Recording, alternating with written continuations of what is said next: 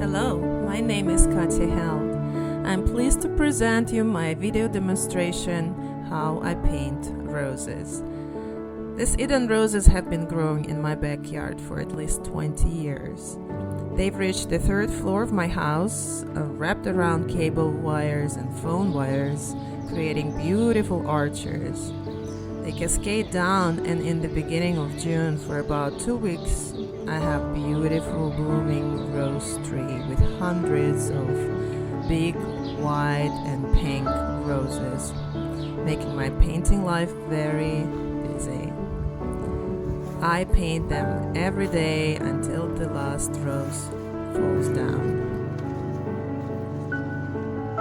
Roses are among my favorite flowers to paint. When flowers start blooming, I either move downstairs from my studio to paint them in the backyard, or I bring a fresh cut upstairs to my studio and set up a still life in natural light. When I was a young student, my instructors tried to discourage me to paint roses. I heard them saying that they will never look like flowers and will resemble a cabbage. Others were saying they are just impossible to paint, so I didn't paint them for a while.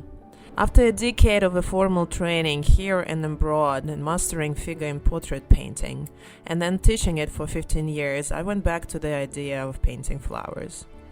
I didn't feel intimidated to paint roses anymore because I knew that I could apply the same painting method to any genre of painting, whether it's a portrait, a landscape, or a still life with roses.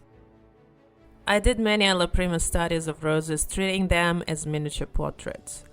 I also did more tight realistic floral paintings after studying and copying works of Henri Fontaine-Latour and other masters in museum collections. I utilize both styles, alla prima and indirect painting.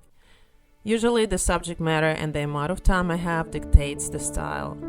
In this new about 5-hour-long instructional video, I share my process of painting roses step by step while explaining the fundamentals of a direct oil painting.